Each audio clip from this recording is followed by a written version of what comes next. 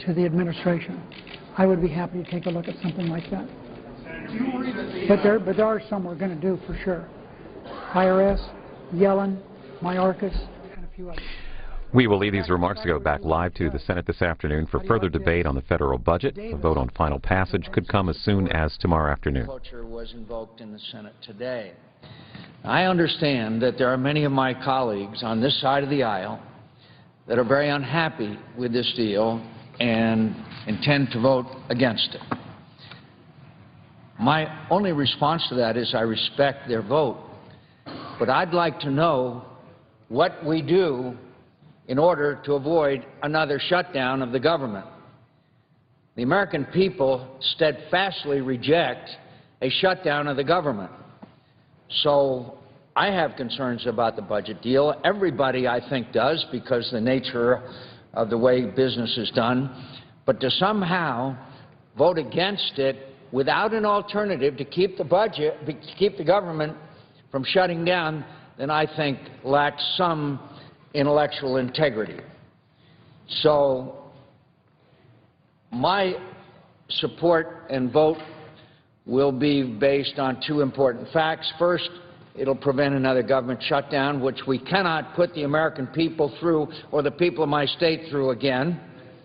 And it goes a long way in alleviating the devastating impact of sequestration on our military. Have no doubt that the sequestration has had a devastating effect on many aspects of our ability to defend this nation.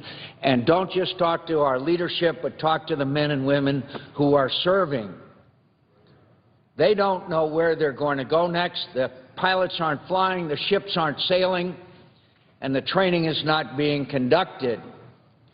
And that is unfair to the men and women who are serving their military, which I would remind you all have volunteered to serve this country in harm's way. So this budget deal will avert another government shutdown and reduce the impact of sequestration. It reduced the deficit by roughly $23 billion without raising taxes.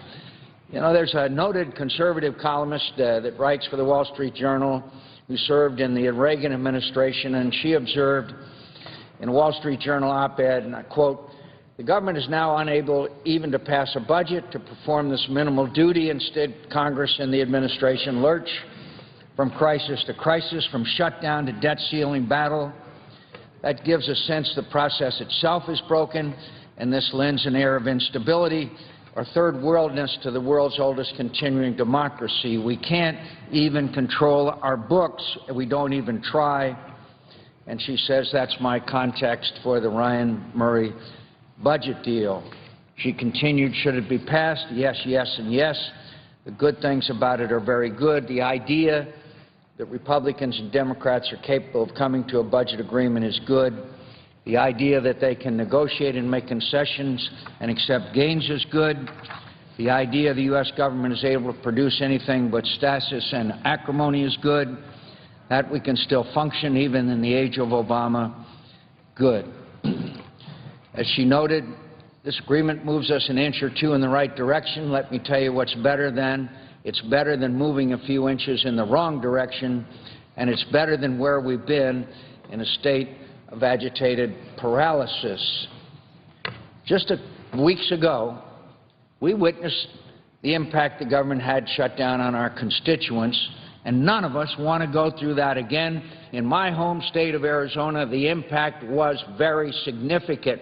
Nearly 500,000 visitors were turned away from Arizona's national parks during the shutdown. Arizona lost $33 million in visitor spending. At Grand Canyon National Park, food banks had to rush supplies to 2,200 employees of the concessionaires inside the park who were furloughed or laid off. Arizona spent $500,000 in donations to reopen the Grand Canyon for 5 days during the shutdown. The list goes on and on and on. And the approval rating, I would say to my friends on this side of the aisle, of us and our party plummeted. So the damage was severe. Now we have an agreement. And I repeat again to my colleagues who will vote against this, both on that side of the aisle and this side of the aisle, if you got a better idea, bring it up, let's consider it, let's vote on it. Because the only alternative to this right now is a government shutdown. So let's not deceive ourselves about why we are voting and what we're voting on. I admit it's not perfect. I think it's caused heartburn for all of us. One potentially problematic provision, and it is problematic, would slow the growth of cost of living adjustments for working age, and I emphasize working age, military retirees. And let me point out that the COLAs for working age military retirees under the age of 62 will continue to grow after 2015, in most cases just more slowly than before.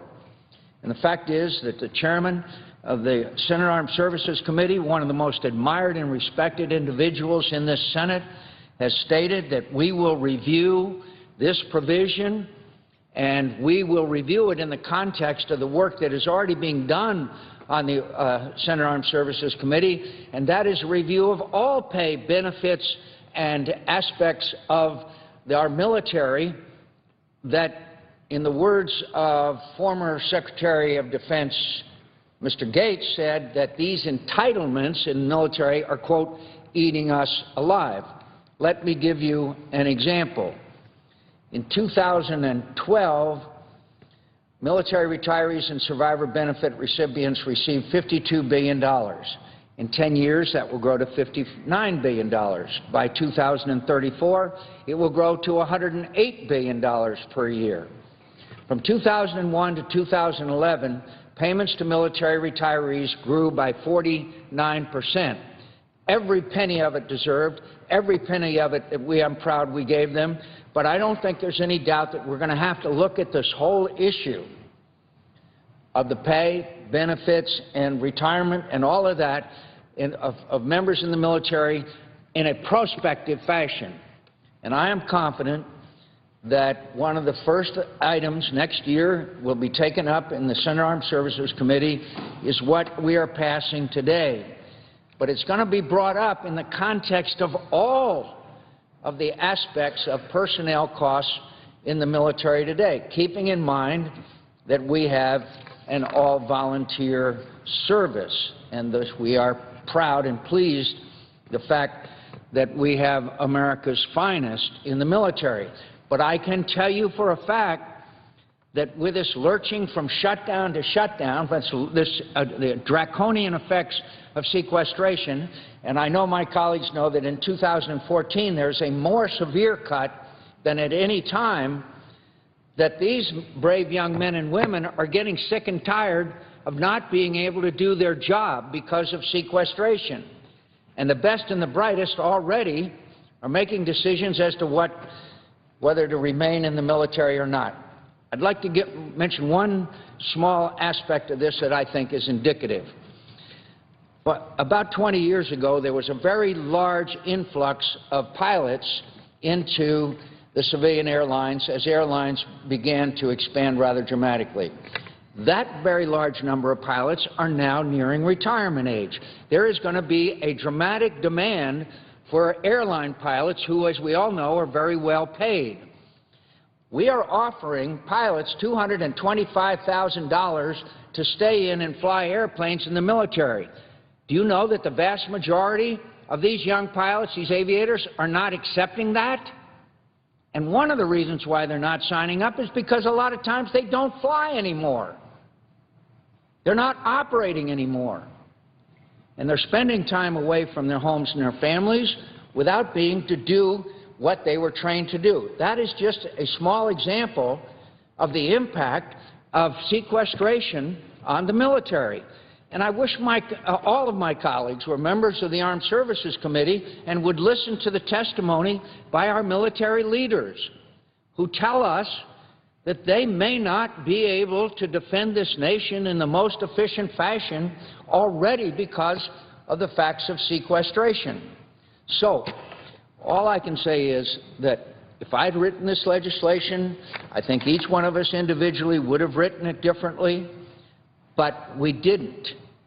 and the option of shutting down the government, the option of further damage inflicted by sequestration, I hope would override the problems that we see with this agreement.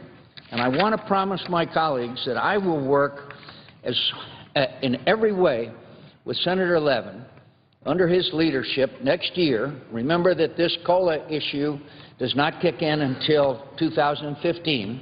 I will work with my colleagues and Senator Levin's leadership and Senator Inhofe to review this provision in this bill as to whether it's fair or not and whether it needs to be changed or not. So, again, I challenge my colleagues who will come to the floor and speak against this agreement, tell me what we can vote on and pass and prevent another government shutdown, and then I will be glad to support it.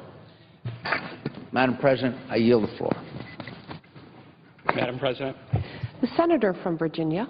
Madam President, I rise today also to talk about the Bipartisan Budget Act of 2013 and to echo many of the reasons for support of that budget that were just spoken of by my colleague from Arizona. This will be the first budget compromise in a divided Congress since 1986. And compromise leaves every side with something they like and something they don't like, but it's what Americans expect us to do. I applaud Senator Murray, our Senate Budget Chair, for her leadership since our very first Budget Committee meeting in January of 2013. I applaud Congressman Ryan, the chair of the Conference Committee, for his work with his House colleagues. I was proud to be part of the Budget Committee in this conference. Americans want us to find a budget compromise to restore some certainty in a way that will help families, help businesses, and help our economy. Madam President, the day that I was sworn in as a senator, before I took the oath of office, I was interviewed by a radio station in Virginia, and they asked me what were the two things I wanted to do as a senator most immediately. And just last week, I was reminded what I said. I said, I want the Senate to find a budget that will be a budget for all of Congress, and I want to end sequester. I've done a lot of budgets as a governor and a mayor. It was challenging for me to understand how in February we were here without a federal budget, but on the verge of embracing non-strategic across-the-board sequester cuts in a way that would hurt so many priorities that Virginians care about. I gave my first speech on the Senate floor in February to urge my colleagues to avoid sequester. And in the months since, I've visited Virginia shipyards, research universities, early childhood education centers, and seen the effects that sequester has on Virginians, on Americans, and on our economy. I'm acutely aware of the budget impacts and continuing challenges that are imposed upon this economy by gimmicks like sequester, and the absence of a budget for 4 years compounds those things. We've seen the harm that sequester has done to so many of the priorities we care about. No manager would embrace indiscriminate across-the-board cuts because not everything the federal government does is worth everything else. If you're going to be making cuts, they should be strategic. There are areas where we shouldn't be making cuts at all. We should be putting more money into the budget to do what's strategic and what's necessary. So what we've done with this budget deal is take a step back to regulatory budgetary order, to give certainty to the economy, to give certainty to our planners who work for the federal government. And while we are not replacing all of sequester, and how much I wish we were, we will do a lot to reverse some of its worst effects. The budget deal is good in a number of ways. It replaces $63 billion in sequestration cuts scheduled to go into effect in the next fiscal years, 2014 and 2015, and replaces those non-strategic cuts with a targeted mix of responsible spending reductions and new revenues. It increases the top-line discretionary spending level for fiscal year 2014 to $1.012 trillion and $1.014 trillion in 2015. It provides budget certainty for 2 years. This is something that many of us in state governments who have state government experience have long embraced, the virtue of 2-year budgets, which are common at the state level because it provides more certainty. Under the agreement, defense cuts of an additional $20 billion that were scheduled to take effect in January will not go into effect, and we will find ways to restore funding and avert sequester cuts to non-defense accounts as well. The bill will let our Chairwoman Mikulski and appropriators write full appropriations bills to reverse the cycle of widespread continuing resolutions. Many folks in federal government tell me as damaging as sequester is, the continuing resolution that locks in line items at last year's or the year before that's level instead of allowing flexibility to deal with these situations, that CRs are as dangerous as sequester is, our appropriators can now write full-year appropriations bills for 14 and 15. With budgetary certainty, our DoD will be able to plan and strategize for the future, as will our domestic agencies. We will fund critical readiness issues. We'll allow the Navy and Virginia to continue work on shipbuilding and repair, which is so critical. And above all, we can show the American public that Congress can work together in a bipartisan way, which is what we are all trying to do and what the American public asks us to do. Now, we do know that, as Senator McCain and all have mentioned, that like any compromise, this budget resolution, the budget compromise, is not perfect. I would put on my top list of the most grievous challenges with the budget compromise, not something that's in it, but something that's not in it, the extension of unemployment insurance benefits to long-term unemployed. In this economy, all of the economic data suggests that the extension of those benefits are not only good for the individuals, they're good for the economy itself. The suggestion is that the expiration of these benefits could cost the country 200,000 to 300,000 jobs. That's a weakness of this proposal. An additional weakness is the way that we've dealt with the cost of living increase for military retirees pre-age 62 who are not disabled. I don't agree with that compromise provision that requires a reduction in the cost of living increase for certain military pensions. The Senate budget that we all in this chamber, all the senators currently in the chamber, worked so hard on to pass in March, did not contain that provision. It was not the way we felt we should be dealing with the budget. We obviously like the Senate budget, and we found a way to replace sequester without making this change to military pensions, but it was added during the conference in order to find compromise with the House to move forward. But compromise is necessary, because absent compromise, the very folks who will be affected by this particular change will also be affected, because we've seen sequester and shutdown and furloughs affect military employees. We've seen it affect military operations. And so the alternative of brinksmanship and shutdown is no better for our retirees than this provision. We've heard from Secretaries Hagel and Chairman Dempsey that they're supportive of the overall framework of the deal, and it will help them address military readiness challenges. And I am pleased that the Chairman of Armed Services, where I serve, Senator Levin, has signaled his intention to review the COLA provision in the Armed Services Committee next year, since it will not be scheduled to take effect until fiscal year 2015. I'm also disappointed that new federal employees will be targeted for increased pension contributions. We've now increased those contributions kind of in a tiered level for new employees twice in the last 3 years. But again, while that compromise is challenging for those newly hired federal employees, the alternative is more challenging, because we can't keep going through the uncertainty of shutdowns or furloughs. It wouldn't be fair to those employees for us to do that. So again, we've replaced a portion of the non-strategic cuts, and that's the way we should go going forward. I'll continue to work to get rid of the rest of sequestration and replace them with similar targeted strategies. For those reasons, Madam President, I urge my colleagues to support this deal.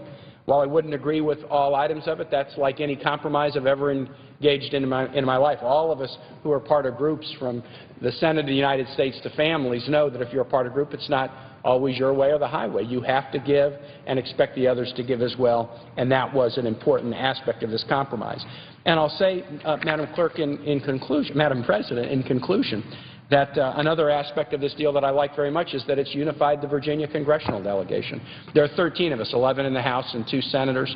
There are 8 Republicans and 5 Democrats. We get along well, we work well, but there aren't many issues like this, big policy issues, where all of us agree. In the House last week, all 11 members of Congress of both parties voted for this budget compromise. Senator Warner, as a budget conferee, together with all of us in the chambers right now, are supporting this budget compromise. I'm glad that my colleagues in Virginia pulled together, and I think it's a tribute to the fact that we've all seen the impacts that budget uncertainty and sequester have caused. I'm glad that we seem to be on the verge of providing that sense of certainty that will be good for our public and good for the economy. With that, Madam President, I yield the floor.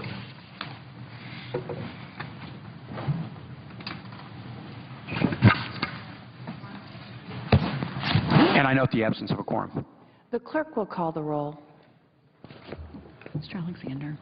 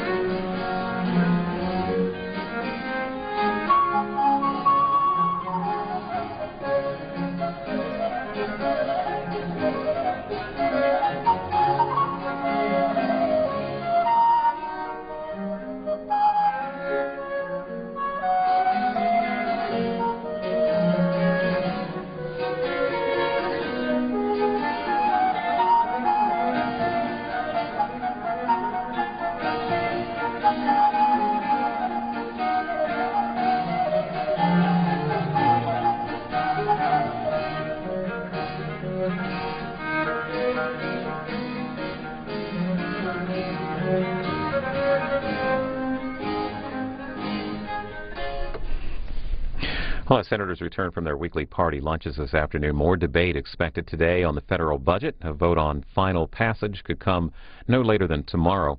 Earlier today, senators voted 67 to 33 to move forward with debate on that two-year bipartisan agreement. And also on the agenda in the Senate before they leave is debate on defense programs and policy. Also, a number of executive nominations are pending, including Janet Yellen to be the next chair of the Federal Reserve. No votes on those nominations are expected today. While this quorum call continues and we wait further debate on the Senate budget, remarks from Oklahoma Senator Tom Coburn on federal spending and the budget vote that is taking place in the Senate.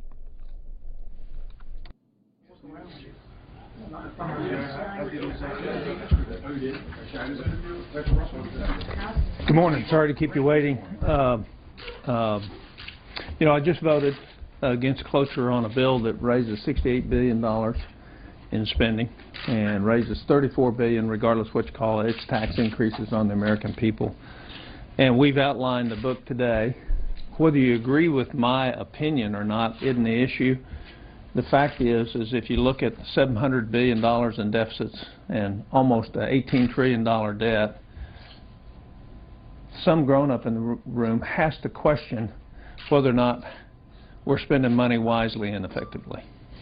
And so inside the waste book this year is $30 billion of stupid, what I would consider stupid or at least poor judgment when it comes to spending money in a time when we have very little money to spare. And we've also had the Defense Department and people in the other non-defense discretionary departments screaming. I want to take the floor today because I am very disturbed by the apparent shift in attitude by many elected leaders, including some in this body and in the House. The attitude towards people who do the work that I call, that make the country run, that makes this country run. You know, they don't sit behind desks. They don't wear coats and ties every day or wonderful clothes. They don't sit in air-conditioned offices.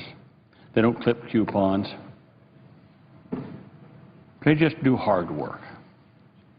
It's the people you run into every day when you go into the local coffee shop and you order your latte, or you maybe go out to lunch and you have lunch at a restaurant, or you hail a taxi. Maybe you get on a bus or the subway. Well, maybe now, since it's near Christmas time, you go to the department store, you're doing your Christmas shopping, and it's that person standing behind the counter. Now, you think that person is only there for you when you go in there to buy your Christmas present. But you think about her. She's probably been standing there all day long. And after you get out of there, she's still standing there to wait on somebody else. That's what I'm talking about. People that just, they're not the big wheels in our society.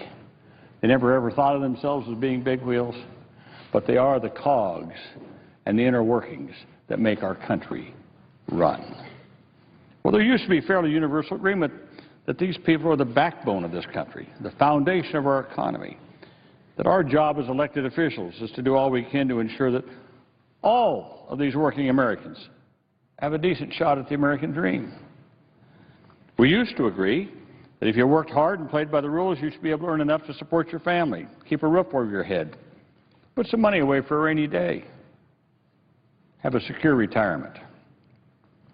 We used to agree that if you lose your job through no fault of your own, especially at a time of chronically high unemployment, you should have some support to get you through the rough patch while you're looking for new work. We used to agree, not too long ago, on both sides of the aisle, that no child in this country should go to bed hungry at night. I say both sides. I remember McGovern and Dole. Dole and McGovern. And the great work they did on hunger in America. But in recent years, it's been alarming to see how these fundamental principles and values are being attacked in our public discourse. For many, the new attitude is you're on your own. And if you struggle, even if you face insurmountable challenges, well, it's probably your own fault.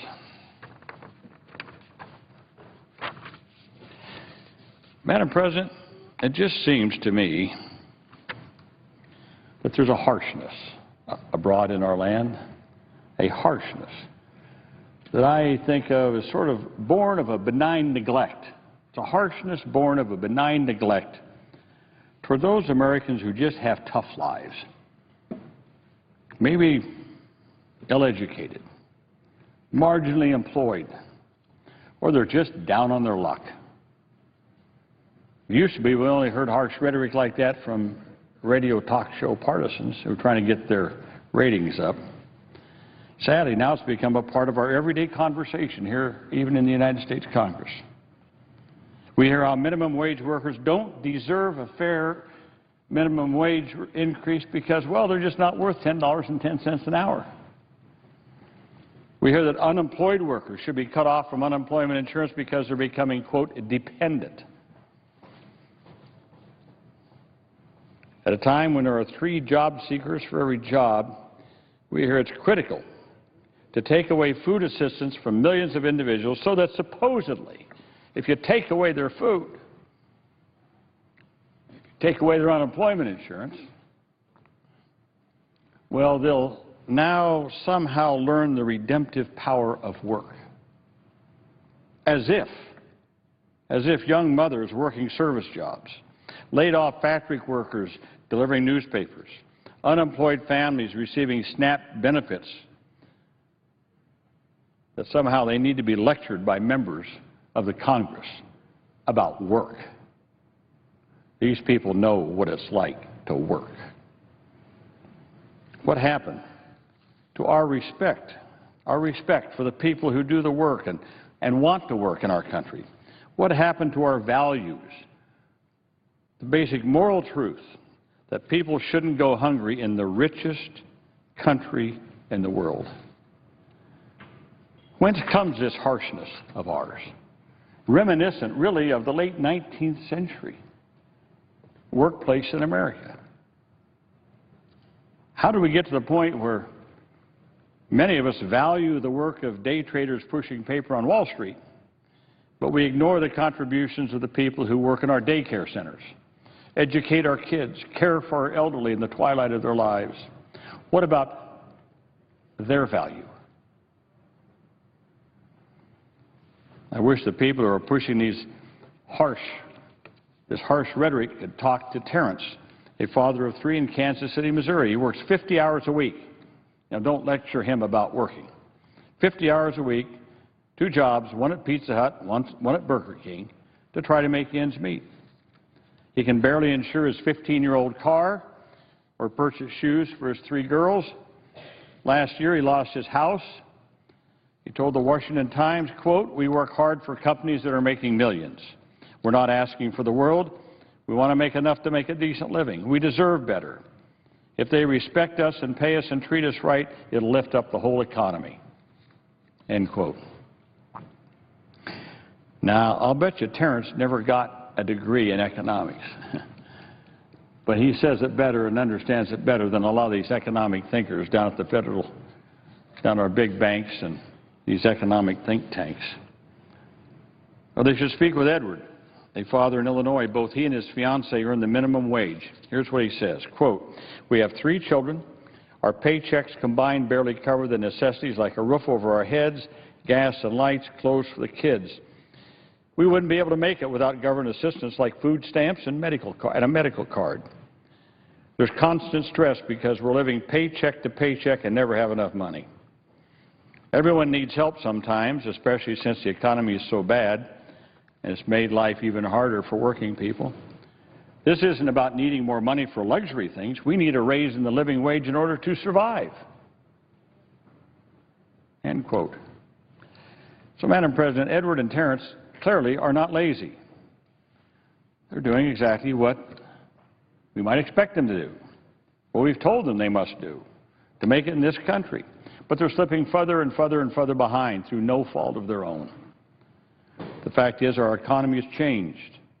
It's not working. For many families right now, we can't stick our heads in the sand and pretend that it's not true. And we shouldn't suggest that it's Edward and Terrence's fault or that their kids don't deserve to eat. or to wear shoes. I think we as elected officials have an obligation to recognize the fundamental truths about the challenges that working families face in America. We have a duty to support policies that will help these families both weather the continuing economic storm and also build a brighter future for their children.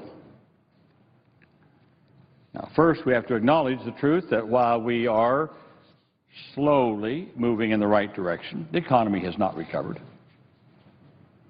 especially for those at the bottom of the economic ladder, the Edwards and Terrences and others. Jobs are still scarce. 4 million people have been pounding the pavement for at least 6 months looking for new work. There are 3 job seekers for every job. Our economy is still millions of jobs short of what we need. In the past, when the job market was this challenging, politicians on both sides of the aisle agreed that the federal government had an obligation to step in and help the long-term unemployed while they're struggling to find work. In fact, the current federal unemployment insurance program was put in place in 2008 under a Republican president, George W. Bush. And we did it when the unemployment rate was 5.6%. Today, the unemployment rate officially is 7%. We know it's higher than that. That's the official. But unofficially, if we include folks who want to work full-time but can only find part-time work, those who have given up actively looking for work, the rate is actually 13.2%. That's the real unemployment rate in America. So given that the unemployment rate remains high in many parts of the country, my colleague, Senator Jack Reed, and I have introduced a modest proposal to extend the current system of federally funded extended unemployment insurance until the end of 2014. It's vitally important that we do so because it's going to expire in 2 weeks. Almost 5 million American workers and their families will exhaust their state unemployment insurance and lose their last lifeline before the end of next year. We are their last lifeline. They're counting on us. How can we think about turning our backs on them?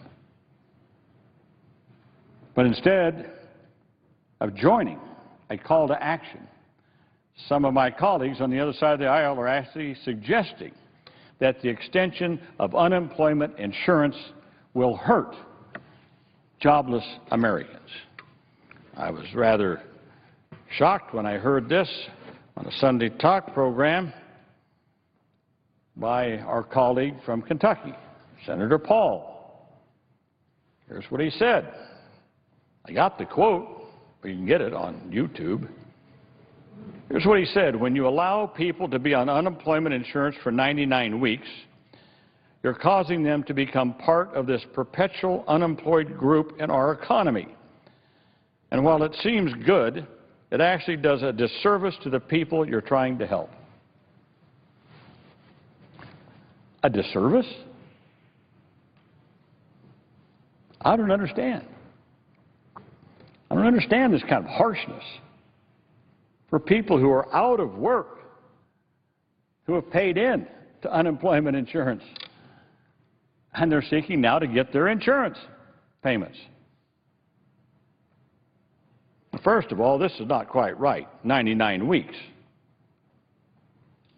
The maximum is 73 weeks. And that's only for those who have been unemployed the longest. And it's only in 2 states. Only 2 states have 73 weeks. Those are the 2 states with the highest unemployment rates. The rest of the states have access to at most 63 weeks. In Iowa, my state, it's only 40 weeks, not 99. Secondly, unemployment insurance is a desperately needed program. Let's be clear, unemployed workers are not living high on the hog on these insurance payments. It averages about $310 per week nationally. Well, I guess that figures out, if you were on it for a year, that's about $15,000 a year. Now, there's some that are less than that. Mississippi, for example, is $193 a week, not $310, $193. The truth is they're barely subsisting, barely hanging on. They're not sitting around watching TV. Why? Because there's only one way you can collect uninsurance unemployment insurance benefits. That's number one, if you have worked and paid into the system. So you've already earned the right to access the insurance that you paid for. And secondly, you can only collect on the insurance if you are actively looking for a job. Actively looking for a job. So contrary to the statement of our colleague from Kentucky, it is not a disservice to provide this meager benefit to the long-term unemployed, a benefit that they've earned. The only disservice is to float this absurd myth that jobless Americans want to be unemployed. I think it's just offensive to suggest that they're lazy and don't want to work.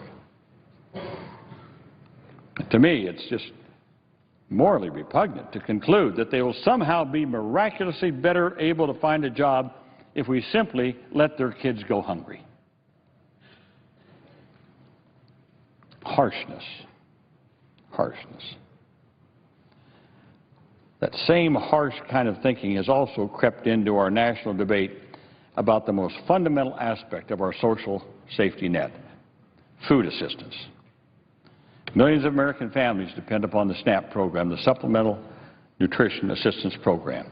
It's what everybody thinks of as food stamps. Such a basic kind of thing, right? Having enough to eat in this country? And again, many of these people are in working families. In 2011, 41% of SNAP participants lived in a household where someone was working. But over the last several years, my Republican colleagues have sought again and again and again to slash food assistance for these families. The House passed Farm Bill. House passed Farm Bill. Engineered by the Republicans in the House, proposed cutting food stamps by $40 billion over the next 10 years. Now contrast it to that what we passed in the Senate.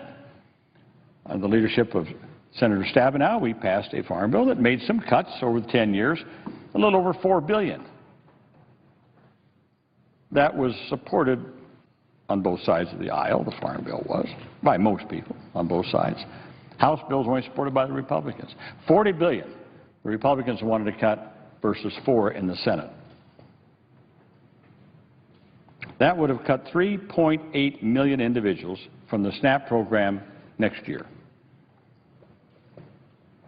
Other parts of their proposal would cut off food stamps and benefits in the future for some of the poorest adults, people for many of whom SNAP is the only income assistance they have. Or it would result in throwing 210,000 children out of their free school meals program. Raise the level so that low-income kids would be cut out of their free lunch program.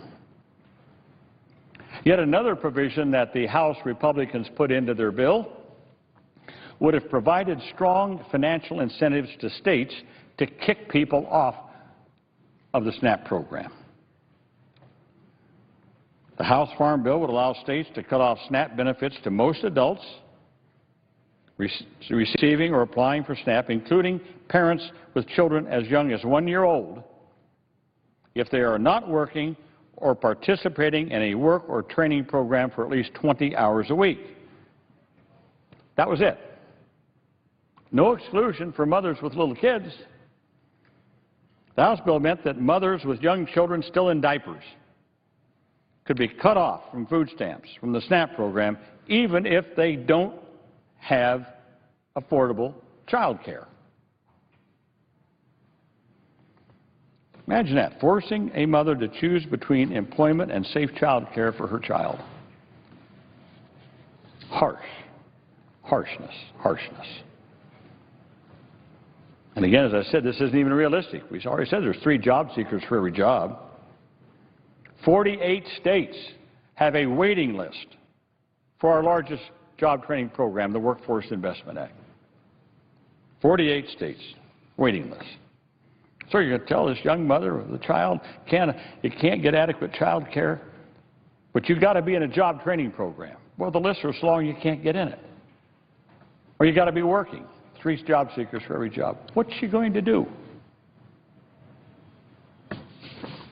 So never mind reality. Somehow Republicans seem to think that denying food assistance will magically make people find jobs, despite the fact that jobs don't exist. Getting people into the workforce will require a stronger, growing economy with real jobs, with strong job training programs that really will help people get ahead.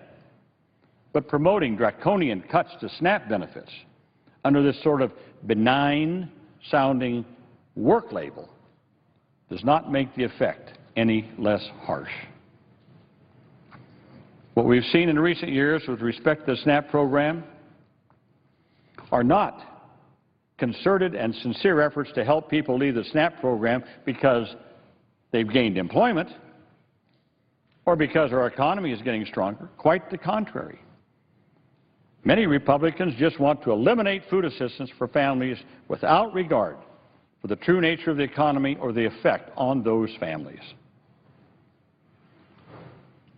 In addition to acknowledging the fundamental economic truth that our job market has not adequately recovered, and that for many Americans, programs like unemployment insurance and food stamps are essential to basic survival, we also have an obligation to face another, perhaps even more alarming, economic reality.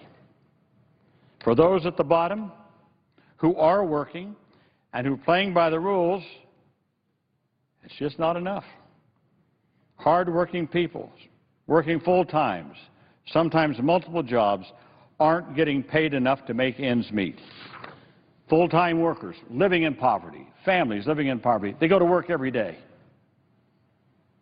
This is a fundamental failing of our economy, and it's something I believe we have a moral obligation to do by fixing and raising the minimum wage in America.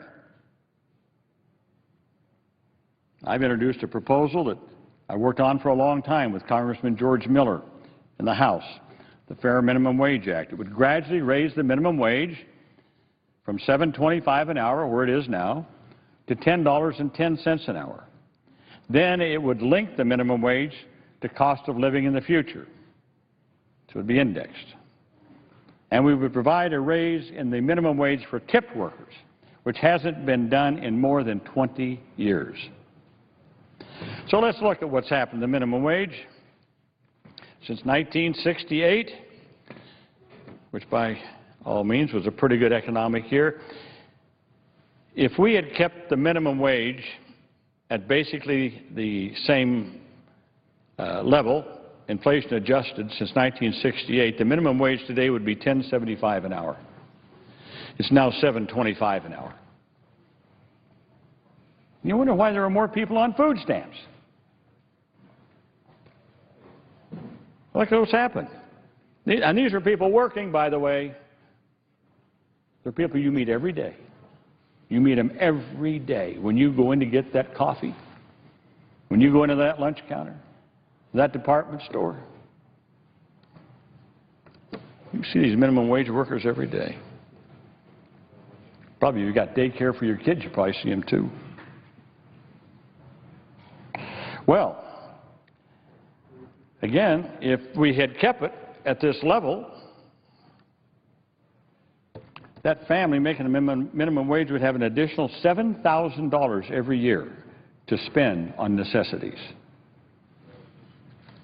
It's no wonder that working people turn to the safety net. In fact, a recent study found that taxpayers have to pick up the tab for millions of working families getting the minimum wage. We have to pick up the tab to the tune of about $243 billion a year. Why? Well, that's what we pay for food stamps, Medicaid and the Children's Health Insurance Program, Earned Income Tax Credit Program, and temporary assistance to needy families. $240 billion a year. So, taxpayers are picking up the tab. So, if you want to say who benefits from an increase in the minimum wage, not only the people making the minimum wage, taxpayers too. Because a lot of this not all of it, a lot of it will fall by the wayside because people won't qualify any longer for the safety net programs. Businesses will benefit too. The biggest problem businesses, especially small businesses, have right now is lack of consumer demand, poor sales. You put money back in the pocket of low-income workers, that'll be a boon to small businesses. And it'll be a boon to your businesses on Main Street because that's where they will tend to shop. Many of these low-income workers don't drive out to the suburbs. A lot of them don't go online and buy at Amazon.com, but they'll go to their neighborhood stores, and that's where they spend their money. In a poll earlier this year, 2/3 of small business owners said they support raising the minimum wage because they know it will help increase consumption and reduce pressure on taxpayer-funded public benefit programs. Now, we always hear the claim that if you raise the minimum wage, it'll cost jobs. That's just not true. The most sophisticated empirical economic research conducted over the last 2 decades has shown repeatedly that minimum wage increases do not cause job loss. Not generally, not among teenagers, and not among restaurant workers. In short, history shows us time and again that despite all the cries of doom and gloom from richly paid lobbyists, well-funded trade associations, there are simply no real negative economic consequences from an increase in the minimum wage. To the contrary, the benefits are enormous. The Economic Policy Institute estimates that our bill would pump an additional $22 billion into the gross domestic product, supporting 85,000 new jobs, giving workers an additional $35 billion to spend over the 3 years of the implementation, and of course, more beyond that.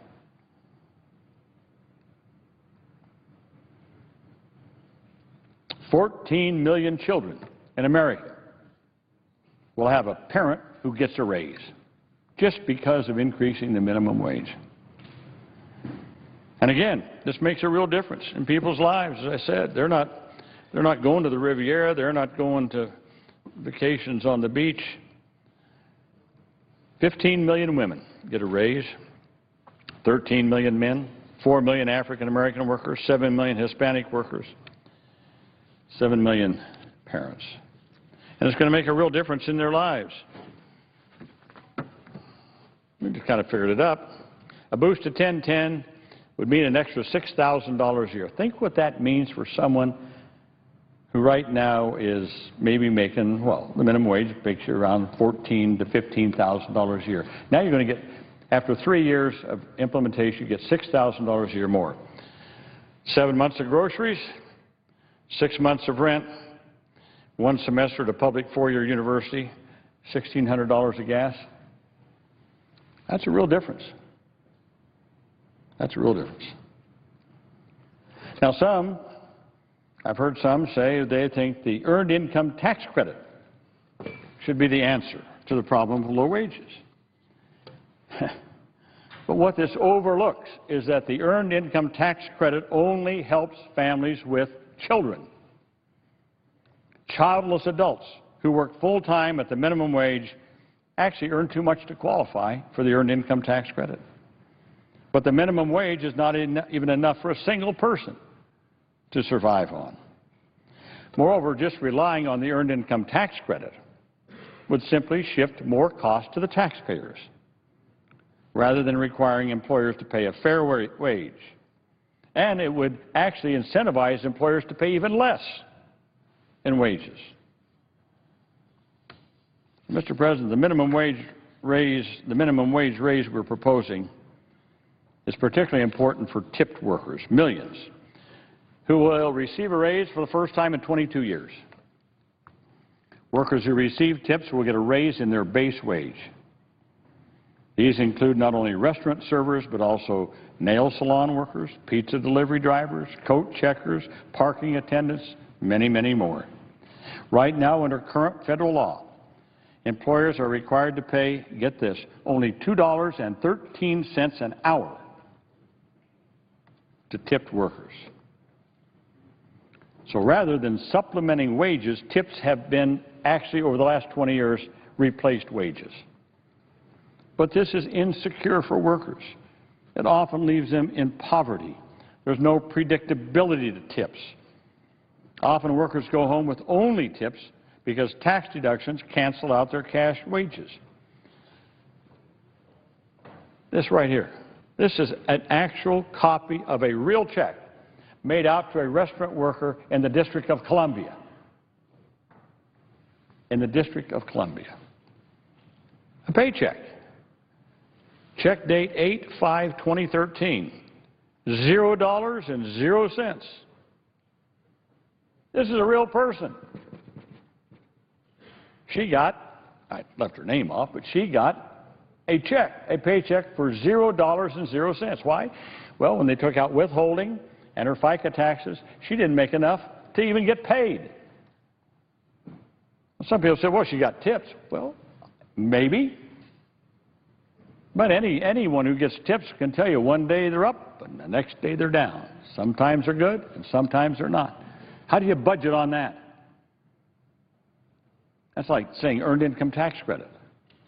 I've already pointed out the fallacy of that, but that only comes a year later.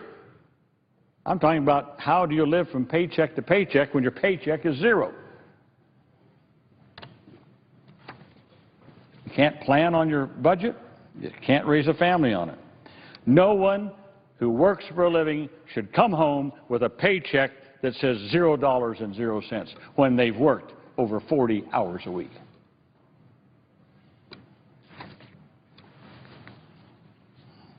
So this bill, my bill, would establish a fair balance between wages and tips by slowly, over 6 years, lifting the base wage for tipped workers from $2.13 an hour to 70% of the minimum wage. That's more in line with how tipped minimum wage worked in the decades past. Now, the National Restaurant Association claims it can't afford to raise these wages. But it says that every time we propose raising the minimum wage.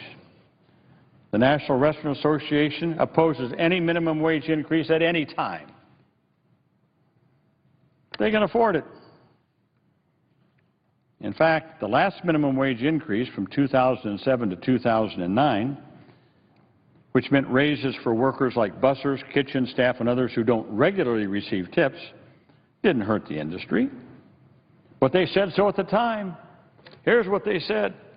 In 2007, when we were here debating an increase in the minimum wage, here's what they said. A minimum wage increase will cost our industry jobs, 2007. Flash forward, 2012. Here's what the restaurant industry said, quote, the restaurant industry not only provided much-needed job growth during the sluggish last decade, it also is poised to post steady growth well into the future. They can't have it both ways. This is the truth. They provided job growth. More power to them. But don't come here and tell us that an increase in the minimum wage and an increase in the minimum wage for tipped workers is going to cost them jobs. That just doesn't hold. Mr. President, I'll close with one more statement from a real worker whose life will be improved if we step up and support people who work in our country. She has a lesson for us.